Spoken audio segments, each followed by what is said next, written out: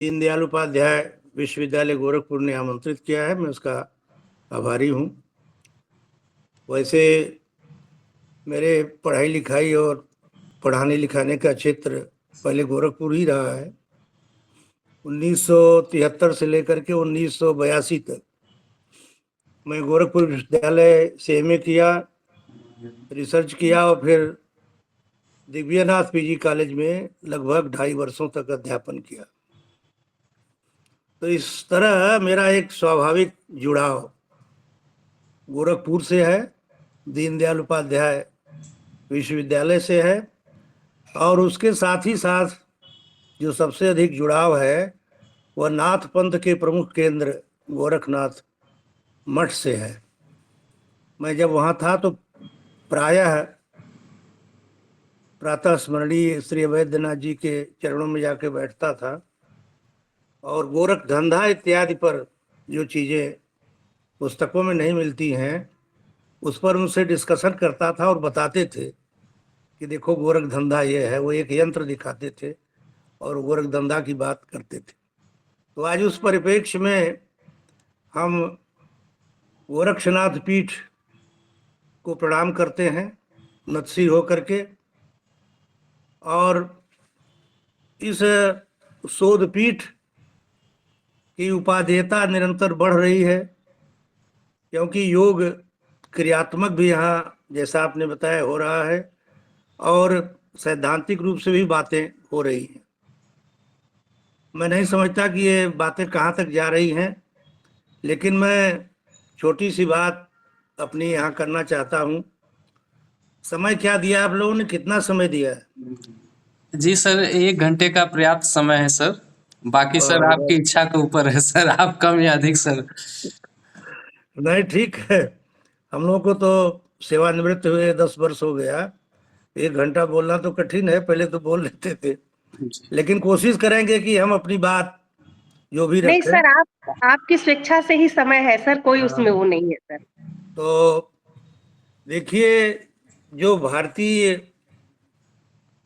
ज्ञान परंपरा रही है या भारत में जो अध्यात्म की धर्म की परंपरा रही है, उसके मुख्य रूप से 3 मार्ग रहे।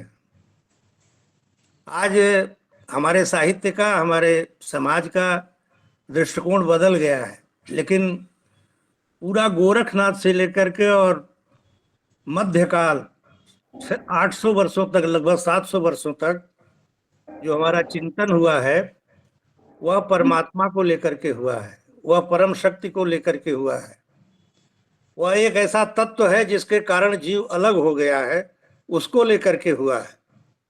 और योग शब्द में उसी की प्रतिध्वनि सुनाई पड़ती है कि आत्मा और परमात्मा का जो योग होता है, जो मिलन होता है, जो अद्वैतता होती है, जो एकमेकता होती है, उसको हम योग कहते हैं। लेकिन किसी पंथ और संप्रदाय को चलाने के लिए सिद्धांतों का सृजन आवश्यक होता है, सिद्धांतों को बनाना पड़ता है। तो गोरखनाथ जी ने योग कोई गोरखनाथ जी ने नहीं बनाया है, ये तो महर्षि पतंजलि ने सिद्धांत रूप में दिया है और व्यवहार के रूप में गोरखनाथ जी ने पूरे विश्व में इसे फैलाया है। क्रियात्मक रूप में गोरखनाथ जी ने पूरे विश्व में इसे फैलाया है, और उसी उनके द्वारा प्रसारित योग, उसके माध्यम से हम क्या प्राप्त कर सकते हैं, उसकी बात आज हम आपके समक्ष रखने जा रहे हैं। तो ज्ञान, भक्ति और योग, ज्ञान, भक्ति और योग तीनों के माध्यम से हम उस परम तत्व का चिंतन करते हैं, उसे खोजते हैं।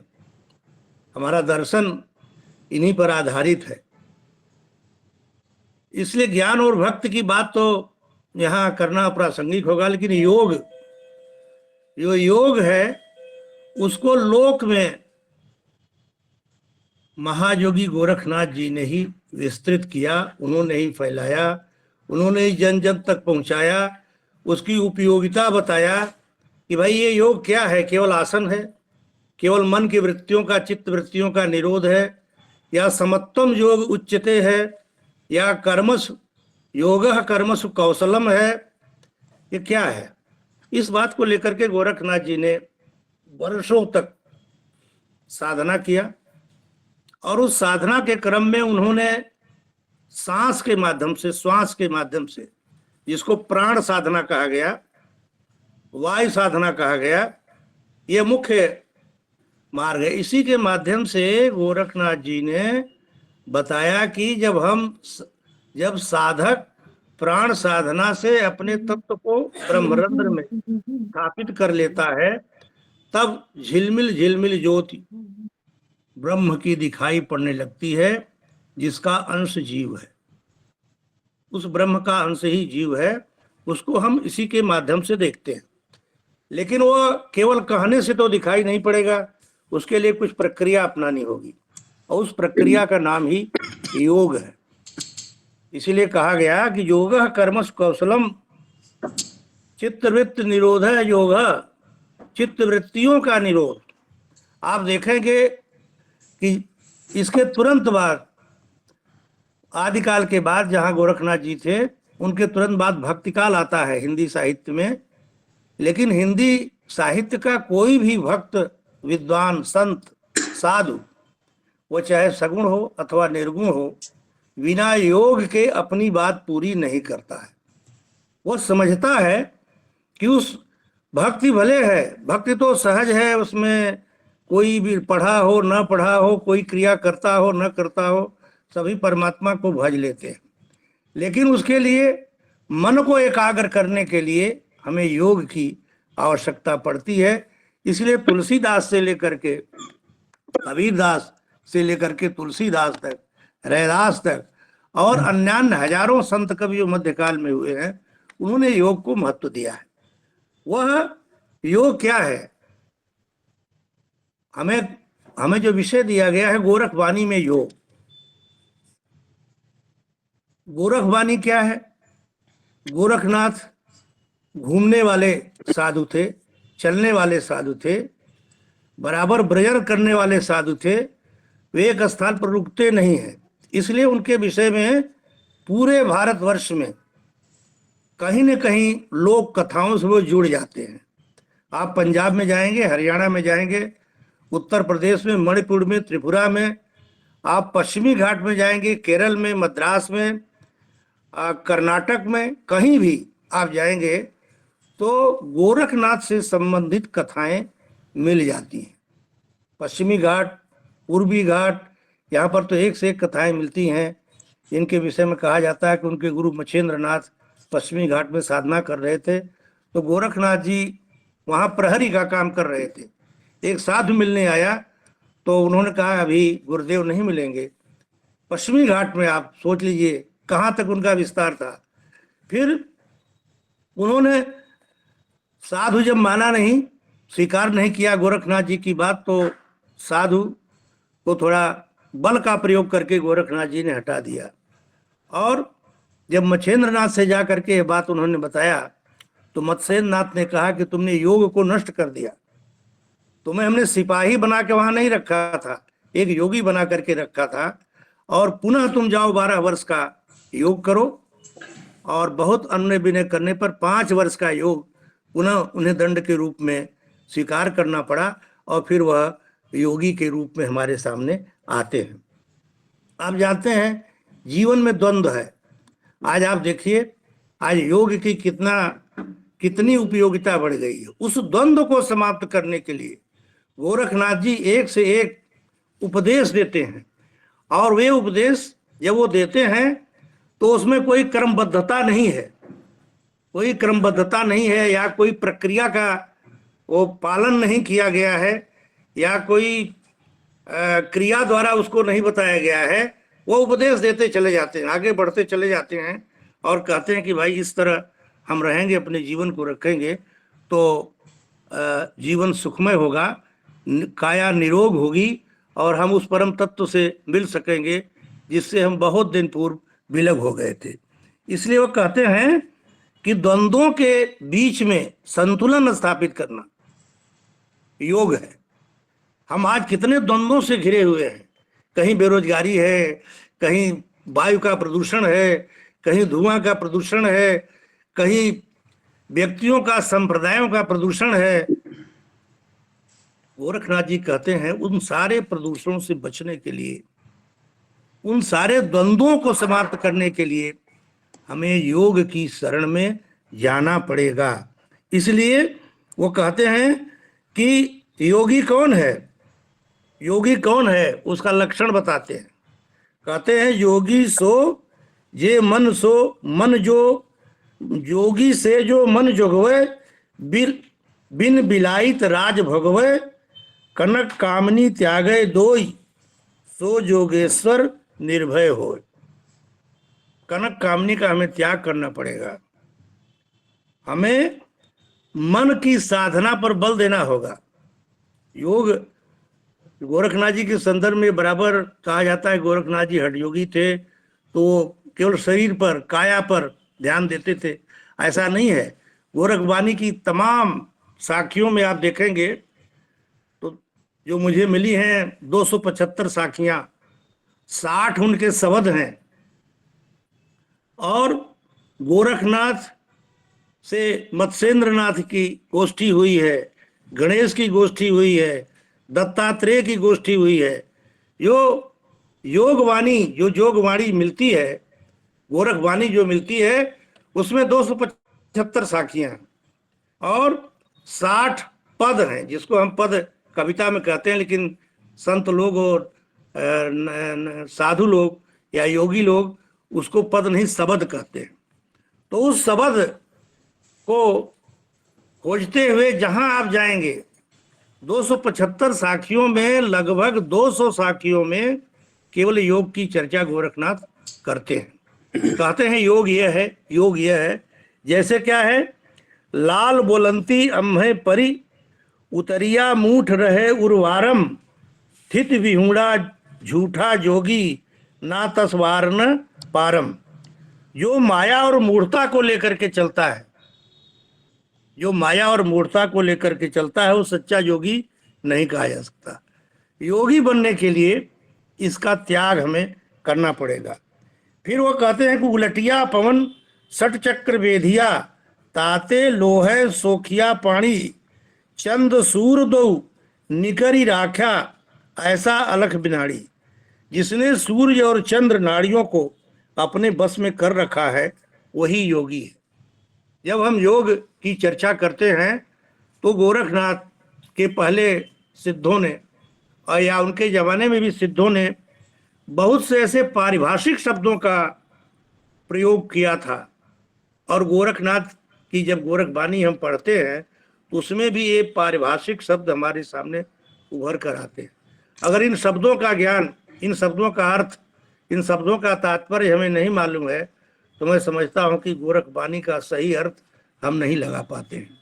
आज हम लोग बीए और एमए के स्तर पर जिन छात्रों को पढ़ाते हैं, हम गोरखवाणी बहुत प्रेम से पढ़ाते हैं, लेकिन कहना नहीं चाहिए, आज जितने भी लोग आ रहे हैं, आयोग से आवे या वियोग से आवे, चाहे जैसे आवे लोग, वो कहते हैं गोरखनाथ हम नहीं पढ़ा पाए। जबकि गोरखनाथ के जो पारिभाषिक शब्द हैं, जैसे उनकी चर्चा मैं करता हूँ, सट चक्र है, आकाश है, औंधा कुआं है, उन्मनि है, सुरत निरति है, गगन मंडल है, चंद सूर सुषुम्ना इड़ा पिंगला नाड़ियां हैं, अनहद नाद है, 72,000 नाड़ियां। ये सारे शब्द उनकी साखियों में आते हैं। और कोई ऐसा नहीं कि गोरखवाणी में गोरखनाथ जी ने क्रमबद्ध कोई क्रिया का विश्लेषण किया हो। वो तो साधु थे, संत थे, घूमते रहते थे, जो उनके मन में आया उस तरह बराबर बात करते जाते थे, लोगों को बताते जाते थे। लेकिन उनके वाणियों के, उनके संदेशों के, उनके उपदेशों के केंद्र में योग होता था। वो इस संदर्भ में वो तमाम सगुणों का, निर्गुणों का, संतों का, सन्यासियों की वो निंदा भी करते हैं, आलोचना भी करते हैं, और कहते हैं कि देखो योग के माध्यम से ही परमात्मा को पाया जा सकता है। इसलिए वो कहते हैं कि योग में केवल साधना करने से योग नहीं होगा, उसमें भोजन का भी विचार करना होगा। आप कितना खाते हैं। इसलिए वो हित भुक मित भुक की बात बराबर करते हैं कि थोड़ा भोजन करो योगी, काया को घोटा करो। ये बराबर वो कहते हैं अपनी वाणियों में कि काया को प्राणायाम के माध्यम से साधना में लगाए रखो, भोजन थोड़ा करो, क्योंकि ज्यादा भोजन करोगे तो मन में विकार आएगा, नींद आएगी, विषय वासना की तरफ बन जाएगा। ये सारी सारी दिशाओं में गोरखनाथ जी अपनी बात कहते हैं। इसलिए कुछ साखियां उनको मैं आपके सामने रखना चाहता हूं। जैसे वो कहते हैं, अदेख देखिबा देख विचारिबा, अधिसिट राखिबा चिया, पाताल की गंगा ब्रह्मंड चढ़ाईबा, तहां बिमल बिमल जल पिया। पाताल की गंगा ब्रह्मांड चढ़ाइया। कहाँ पाताल है और कहाँ वह पाताल और ब्रह्मांड। आप जो लोग सुन रहे हैं, जो लोग इस पे ध्यान दे रहे हैं, उनको समझना चाहिए कि वह पाताल और वो ब्रह्मांड आपके शरीर में ही है। शरीर माध्यम खल धर्म साधनम, उस शरीर में ही सब कुछ है। सर्पिणी है, उसका षट चक्र वेदन होता है। ब्रह्मरंध्र में वायु साधना द्वारा, प्राण साधना द्वारा उसको हम ले जाते हैं। जब ले जाते हैं तो हमें वहां एक झिलमिल झिलमिल रूप दिखाई पड़ता है, जिसको योगियों ने ब्रह्म कहा है, जिसको योगियों ने परम तत्व कहा है, जिसको योगियों ने परमात्मा कहा है। इसलिए इन सारी चीजों को जब हम गोरखनाथ जी के संदर्भ में देखते हैं, तो जब योगी इतना कर लेता है तो कहता है, योगी गोरखवाड़ी में संस्कृत ग्रंथों में तो मैं नहीं जानता कि गोरखनाथ जी ने कितना संस्कृत ग्रंथों को लिखा है, क्या क्या किया है, वो विद्वान लोग जाने, संस्कृत के लोग जाने। हम लोग हिंदी के विद्यार्थी हैं। हम इतना ही जानते हैं कि गोरखनाथ जी ने जिस भाषा की शुरुआत किया, वहीं से हिंदी का निर्माण होने लगा, वहीं से हिंदी बनने लगी। शब्द हमारा खरतड़ साचा रहणी हमारी साची, कागज लिखन पत्री वाची। ये इस तरह की भाषा का प्रयोग गोरखनाथ जी करते हैं और वहीं से हिंदी की शुरुआत होती है। इसलिए गोरख वाणी में योग का सरलीकरण हुआ है। मैं बहुत स्पष्ट रूप से आपके समक्ष बात रखना चाहता हूं। जैसे कहते हैं, हसीबा खेलीबा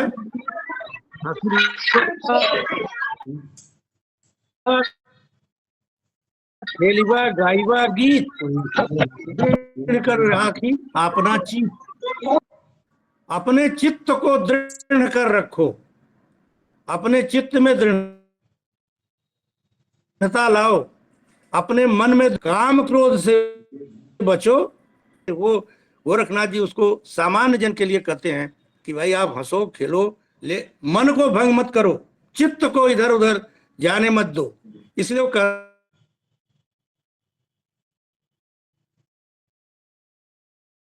हैं, अजब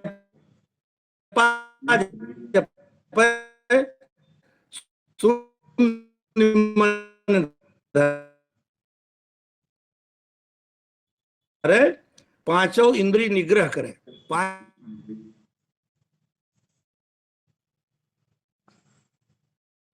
इंद्रियों का है कि जब तक जाति नहीं आएगी, आप अपने जीवन में देख सकते हैं कि जब तक काम उनके पहले देश से, लोक से, विषयों की आसक्ति से होने के लिए जो सबसे बड़ा साधन है, गोरखनाथ द्वारा उपदिष्ट योग मार्ग है। इसलिए गोरखनाथ जी कहते हैं कि अजपा जपे शून्य मन धरे, पांचों इंद्रिय निग्रह करे, अहनिस मन ले उन्मन रहे, गम की छाण अगम की कहे। अहनिस दिन रात मन को उन्मनी अवस्था में जो लगाए रखता है, अर्थात संसार से विरोधी अवस्था में, अभी संसार से अलग अवस्था में जो लगाए रखता है, गम की छाण अगम की कहे। जो अगमनीय है उसकी बात जो करता है वही योगी है। और उस योगी की साधना जब पूरी हो जाती है तो उसमें एक शब्द निकलता है। शब्द, शब्द ही ताला, शब्द ही कूंची, शब्द ही शब्द मिलावा। इसलिए कहते हैं शब्द ही ताला है, शब्द ही कुंची है। जो शब्द है हम उसको वर्णों का समुच्चय मानते हैं, सार्थक वर्णों के सार्थक समुच्चय को हम शब्द कहते हैं व्याकरण की भाषा में। लेकिन वो ऐसा नहीं मानते हैं, कहते हैं कि शब्द की प्राप्ति तब होती है जब साधना पूर्ण हो जाती है।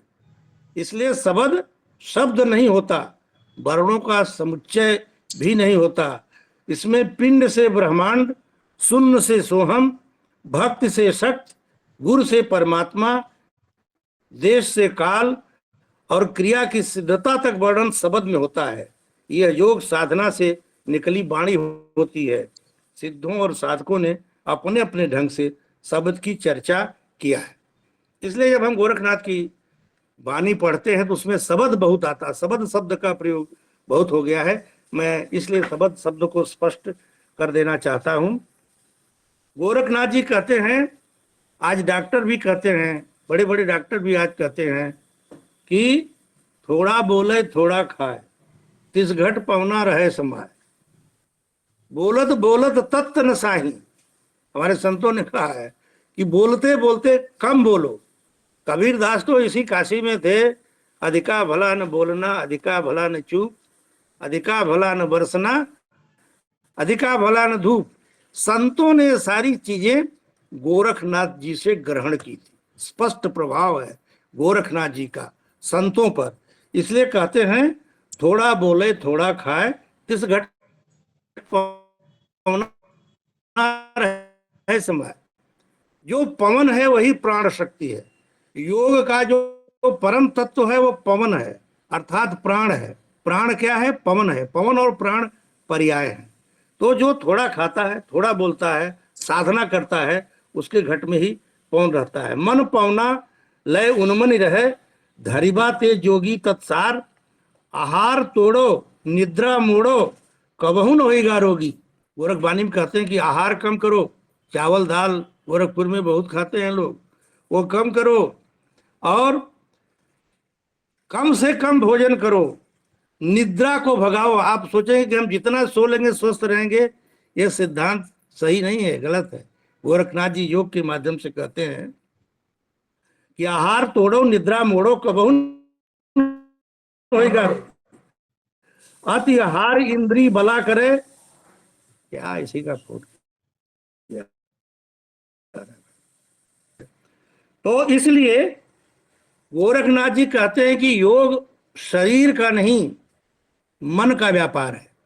यह मन का क्रिया व्यापार है, शरीर का नहीं। शरीर से आप कितने योगी बनते रहिए, मन आप भटकता है तो आप योग नहीं कर सकते।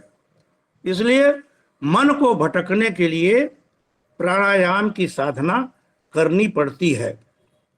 गोरखनाथ जी कहते हैं कि क्षमा का खड़ासन, ज्ञान की आधार वस्तु, सद्बुद्धि का खड़ाऊं और विचार का डंडा उपयोग में जो लाता है वही सच्चा योगी होता है। ये गोरखवाणी का कथन मैं बता रहा हूं अपनी भाषा में, ये गोरखवाणी में लिखा हुआ है। गोरखनाथ जी आगे कहते हैं कि अनहद नाद रूपी तुरी जब उठेगी तो ब्रह्मरंध्र चांद व सूरज के बिना भी चमक उठेगा। जो साधना का अंतिम स्वरूप होता है, साधना की जो अंतिम पराकाष्ठा होती है वह ब्रह्मरंध्र है। ब्रह्मरंध्र में क्या होता है?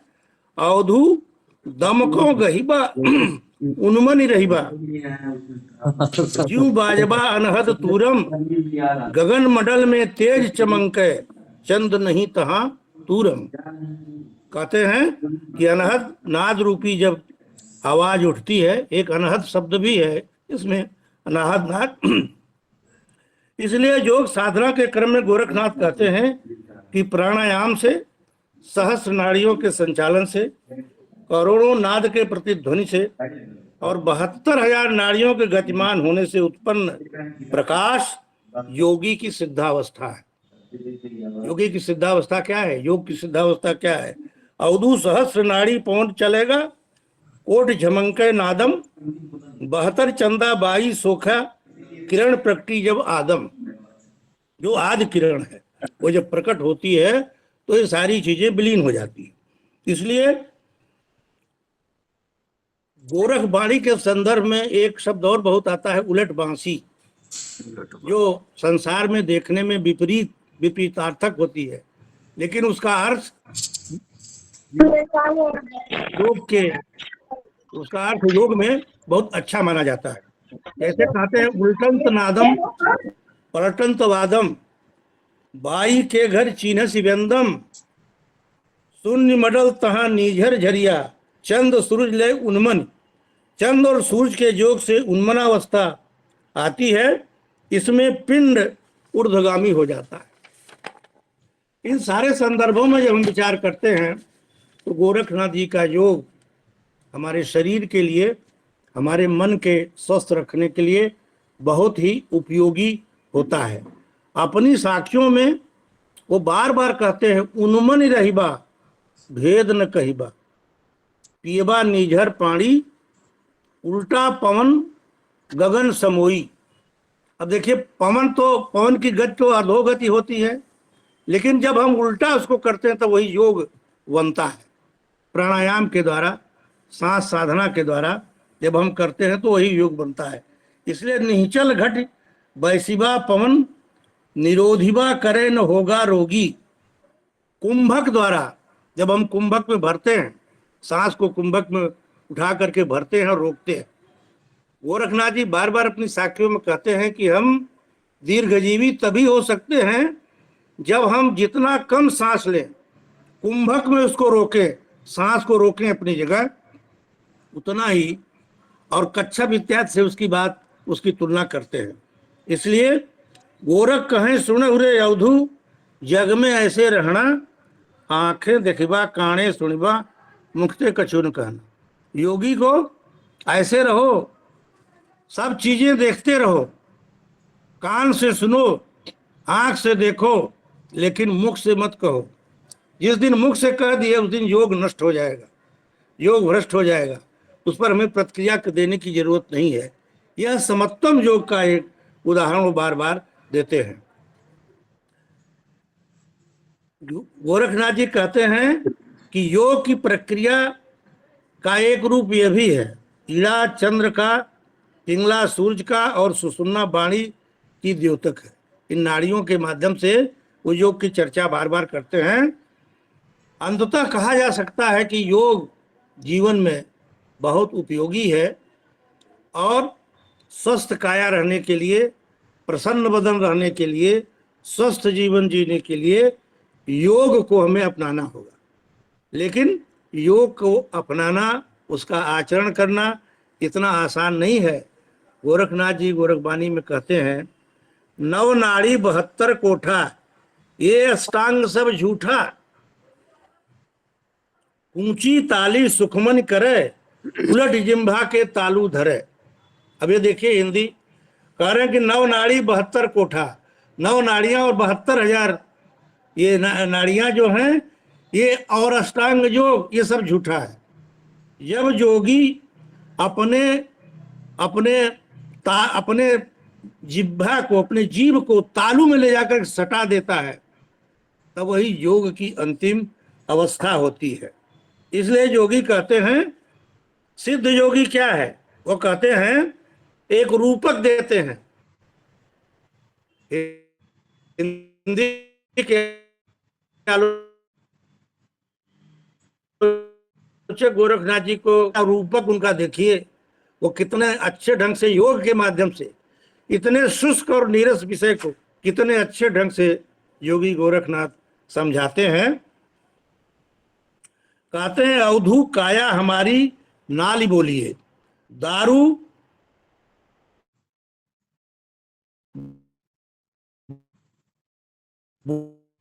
बोलिए पमला उड़ गगन। यह शरीर बंदूक की नली है, पवन जो है, सांस जो है, बारूद है। अनहद रूप आग देने से धड़ाका होता है, और बिंद रूप गोला ब्रह्मरंध में चला जाता है, अर्थात साधक ऊर्ध्वरेता में स्थिर हो जाता है। आप जानिए कि गोरख पंथ में मरणम बिंदु धारणम, मरणम बिंदु पातेन मरणम बिंदु धारणम, यानी बिंदु जो वीर्य है, जिसको योगी बार बार महत्व देता है, कहते उसकी रक्षा हम योग के माध्यम से ही कर सकते हैं, और कोई तरीका हमारे पास नहीं है। इसलिए बार बार वह, आप जानते ही हैं कि जब बौद्ध धर्म का पतन हुआ, सिद्धों का एक बड़ा जमावड़ा आया, और उस जमावड़ा से ही गोरखनाथ जी निकले। उस जमावड़ा में चरित्र को कोई महत्व नहीं दिया जाता था। मध्यकाल में हजारी प्रसाद द्विवेदी की पुस्तक आप पढ़िए, तो उसमें ये लिखा हुआ है कि जो बड़ी घर की बड़ी महिलाएं होती थी, अपने बहुओं से कहती थी, ये साधु आए तो घर में चले जाना, बाहर मत रहना। यानी उनका जो स्वैराचार था, भोगाचार था, उसी से निकले गोरखनाथ जी। चरित्र पर महत्व देते हैं। उनका मन था, उनका विचार था कि बिना चरित्र के समाज नष्ट हो जाता है। इसलिए बिंदु साधना पर, वीर्य साधना पर, वो वीर्य को चढ़ा करके ब्रह्मरंग में जाते हैं, वहां ईश्वर का दर्शन होता है। इन पर उनका अगाध विश्वास है। इन थोड़े से शब्दों में मैं गोरखनाथ जी के प्रति अपनी प्रणति निवेदन करता हूं।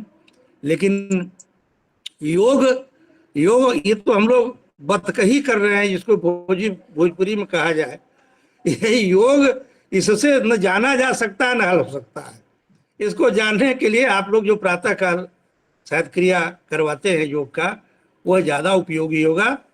कवि रहीम ने एक दोहा कहा था कि रहीमन बात अगम्य की, कहन सुनन की नाहि। जो अगम्य है उसकी बात कहना सुनना कोई फर्क नहीं पड़ता है। हम कहते रहे योग क्या है, हम कहते रहे योग क्या है, कोई उसको समझ नहीं सकता है जब तक उसको क्रिया न किया जाए। संस्कृत में एक वाक्य है, क्रियावान लभते ज्ञानम। जो क्रियावान होता है उसी को ज्ञान प्राप्त होता है, कहने से नहीं, बकवास करने से नहीं होता है। लेकिन आप तक अपनी बात पहुंचानी है, इसलिए मैं ये बात आपसे कर रहा हूं। रहीम कहते हैं कि रहीमन बात अगम्य की, कहन सुनन की नाहि। जे जानत ते कहत नहीं, और कहत ते जानत नाहि। जे जानत ते कहत नहीं, जो जानता है वो मस्त रहता है। योगी कुछ नहीं कहता है, वो मस्त हो जाता है। और जो कह रहा है, हम जैसे लोग हैं, वो जानता नहीं। योग को, इन सारे संदर्भों को समेटते हुए मैं आप सबको बहुत बहुत धन्यवाद देता हूं कि आप लोगों ने योग जैसे विषय पर मुझे शोधपीठ में वक्तव्य देने के लिए आमंत्रित किया। फिर कभी और विस्तार से बात होगी, लेकिन इतना ही कहना है कि योग वाणी में कोई तारतम्य नहीं है। योग क्रिया की कोई संबद्धता नहीं है। गोरखनाथ जी कहते गए हैं और लोग सुनते गए हैं, और उसका असर लोगों पर पड़ता गया है। इन्हीं शब्दों के साथ उस महायोगी को मैं प्रणाम करता हूं, जिनके आचरण से पूरा विश्व आज चकित है। और उन्हीं का तेज आप देखिए हमारे माननीय योगी जी में है। वो योग का ही तेज है जो पूरे विश्व का अपना ध्यान अपनी ओर आकृष्ट कर रहा है। ऐसे पंथ प्रवर्तक को मैं बार बार प्रणाम करता हूं। और ऐसे पंथ पर, योग पर चर्चा कराने वाले इस शोधपीठ के सदस्यों का, निदेशक का मैं बहुत ही स्वागत करता हूं, धन्यवाद देता हूं। धन्यवाद जी, धन्यवाद सर। मैं बताना चाहूँगा कि जो गोरखवाणी है, गोरखनाथ जी की जो सबसे प्रामाणिक रचना मानी जाती है, उसके अभी तक मैंने 4 उसकी व्याख्या ग्रंथ देखे हैं। डॉक्टर पीताम्बर दत्त बर्थवाल जी की है, और डॉक्टर रामलाल श्रीवास्तव जी की आती है जो मंदिर से पब्लिश है, और योगी सूरजनाथ जी की आती है, महाराष्ट्र से पब्लिश है, और सर की स्वयं की आती है, प्रोफेसर उदय प्रताप सिंह सर की आती है, जो आर्यावर्त पब्लिकेशन दिल्ली से पब्लिश है। 4 मैं जानता हूँ, और सभी हम लोग जितने जुड़े हुए हैं, सभी लोगों को कि 4 में से 3 को तो हम लोगों ने नहीं सुना है, लेकिन सर को आज सुनने का जो है सौभाग्य मिला कि जो स्वयं सर व्याख्या किए हैं विस्तृत रूप से जो है गोरखवाणी की। और मैं आग्रह करता हूं कि अगर गोरखवाणी से संबंधित किसी की भी कोई जिज्ञासा है उसके पठन पाठन से संबंधित, तो सर से पूछ सकते हैं, समाधान होगा जिज्ञासा का। अब मैं मैं हम वहीं आऊंगा और कुशल जी के नेतृत्व में, कुशल जी के कुशल नेतृत्व में जी, जी। 1.5 घंटे का व्याख्यान दूंगा योग पर, जी, जी सर, शोध पीठ में, स्वागत है सर, शोध स्वागत है। पीठ में। स्वागत है। ठीक। कोई पूछना हो तो पूछ सकते हैं। जी, प्रतिभागियों से मैं आग्रह करता हूँ कि कुछ जिज्ञासा हो तो पूछ सकते हैं, सर प्रस्तुत हैं, इस अवसर का लाभ उठाएं। उसका अंग्रेजी अनुवाद भी आ गया है, जो हमारी पुस्तक जी, छपी, जी, जी। वाणी से, सर वाणी आपके में। शब्द सुन के मैं डॉक्टर बीडी यादव सर आपका शब्द सुन करके मंत्र मुग्ध हो गया। मैं तो ऐसा क्या बात। शब्द, इतना सरल व्याख्या, आपको चरण स्पर्श। कहाँ से हैं वीरेंद्र जी? यही डॉक्टर बीडी यादव, यही गोरखपुर से ही हूँ सर। आयुर्वेद से हूँ मैं सर, योग आयुर्वेद एवं नाड़ी परीक्षण विशेषज्ञ। अच्छा और अच्छा। संघ के कई उसमें हूँ, तो जिसकी वजह से इस मीटिंग में जुड़ने का मौका मिला। तो मैंने कहा आपका शब्द सुन के सर, मैं तो उस समय भोजन कर रहा था, लेकिन शब्द सुन के ऐसा लगा कि सच में आज कई रसों का पान हो गया। षड्रसी आयुर्वेद में वर्णन है, लेकिन मुझे ऐसा लगा कि कई रसों का पान आपने करा दिया सर। अरे आप लोग तो षड्रस व्यंजन वाले हैं, नाड़ियों के विषय में जानते हैं। जी सर। अच्छा है, अच्छा है, अच्छा। जी सर, प्रणाम सर, सादर प्रणाम। सर मेरी सर आपसे सर एक जिज्ञासा है कि जो अभी हमने जिक्र किया 4 इस पर जो है टीका ग्रंथ आते हैं गोरखवाणी पर, सर इसके अलावा अगर कुछ और भी टीका ग्रंथ हैं सर तो मार्गदर्शन करें सर। हम लोग अभी सीखने की प्रक्रिया से गुजर रहे हैं सर। देखिए, पहली पहली बार तो उन्होंने जो आचार्य रामचंद्र शुक्ल के वो शिष्य थे, जी, जिनका नाम लिए हैं, क्या है वो जो, डॉक्टर पीताम्बर दत्त वर्तवाल जी। रामदेव बड़तवाल जी, वो आचार्य शुक्ल के शिष्य थे, काशी विश्वविद्यालय में ही। जी, उन्होंने ही पहला काम किया था जो गोरखवाणी पर। जी, तो है तो बहुत टीकाएं, लेकिन मौलिक वो हजारी प्रसाद द्विवेदी ने भी उस पर काम किया है, व्याख्या किया है उन टीकाओं की। वो थोड़ा और एथेंटिक है हजारी प्रसाद द्विवेदी जी की। और तो मेरी समझ से गोरखनाथ को कौन पढ़ता था? गोरखनाथ को तो लोग जीते थे जीवन में, अब पढ़ना शुरू किए हैं, इसलिए अब टीकाएं आएंगी, अब ग्रंथ आएंगे। शोधपीठ कहाँ थी? देखिए, शोधपीठ बन गई।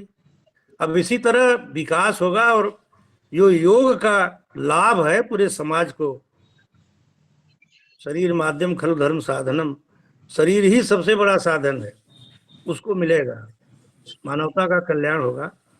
इसलिए योग इन संदर्भों में भी महत्वपूर्ण है। रामलाल जी के साथ तो हम बैठ के काम किए हैं गोरखनाथ मठ में। जी, जी। रामलाल जी के साथ तो हम काम किए हैं गोरखनाथ मठ। हम उसको डांट करके लेख लिखवाते थे, लिखिए भाई, लिखिए, आप लिखते नहीं, लिखिए भाई।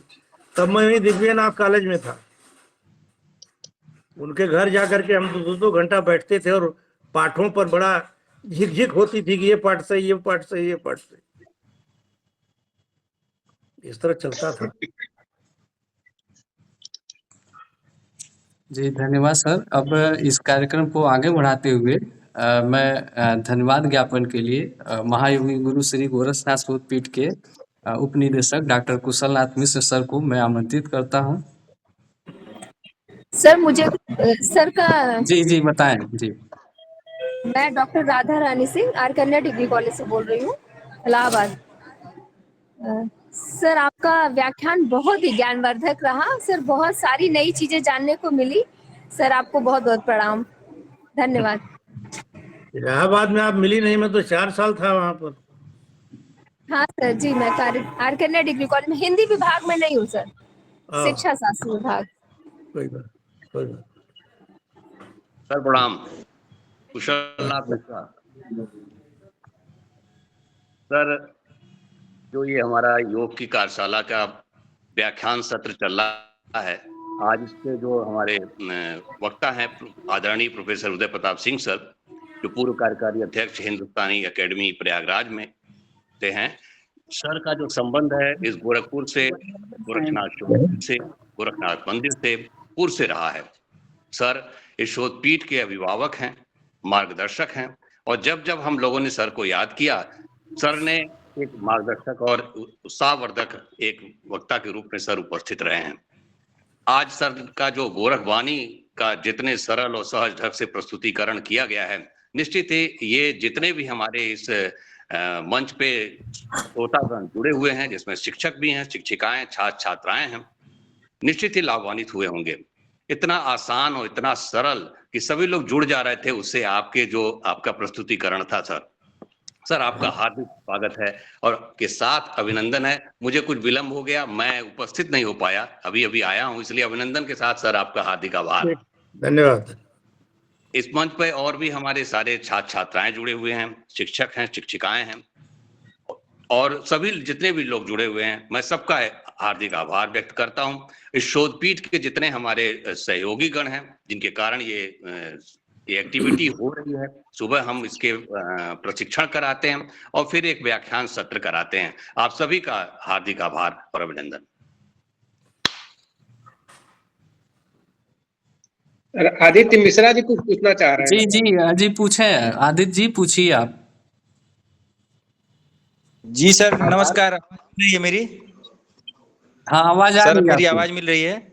हाँ मिल रही है। हाँ हाँ बोलिए। सर, सभी को प्रणाम। और आदरणीय वक्ता sir doctor Uday Pratap sir ने बहुत अच्छा लेक्चर दिया। सर मैं एक चीज इस विषय से संबंधित ही थोड़ा सा हटके है कि बाबा गोरक्षनाथ का जो उदय हुआ था, जो उन्होंने अवतार लिया था, शिव के अवतार है, गोबर से बताया जाता है, तो उनकी सर मतलब पृथ्वी पर किस तरह से उनकी समाधि हुई या किस तरह से उन्होंने मतलब अंतिम समय के बारे में जानकारी सर हम जानना चाहते हैं। कई किताबों में हमने ढूंढा लेकिन नहीं मिलता है।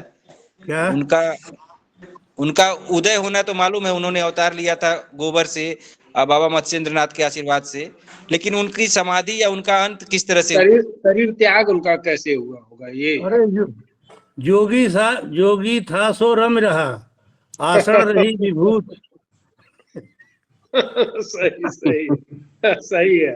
बस जो वहाँ भभूत है वही देखिए, वही गोरखनाथ जी है, वही सब कुछ है। ईश्वर का अंत नहीं है। हाँ, ईश्वर का नहीं है, ईश्वर अनंत है। जी ठीक है आदित्य सर जी।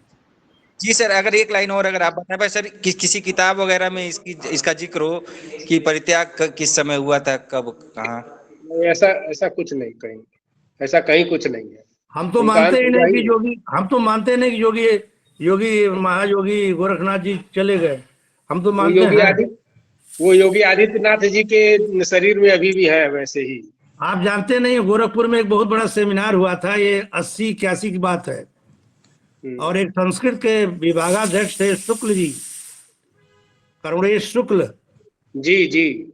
हाँ, तो उन्होंने कुछ इसी तरह बोल दिया, जो मतलब ये दैहिक और लौकिक प्रश्न इसी तरह बोल दिया, और महाराज अभयनाथ जी ने बहुत नाराज हुए, बहुत नाराज। उन्होंने कहा कि भाई मैं तो मानता हूँ कि गोरखनाथ जी अब भी हैं, वो विभिन्न शरीरों में अपना परिवर्तित होते रहते हैं जी, इसीलिए हमें भौतिक दृष्टि से बहुत उनको नहीं देखना होगा जी। हाँ, उनकी जो ज्योति है उस दृष्टि से वह ज्योत किसी में जाती रहती है, किसी न किसी में जाती रहती है। बिल्कुल दिग्विजयनाथ से होते हुए इस समय महाराज जी में। हाँ यही है। धन्यवाद सर, थैंक यू सर।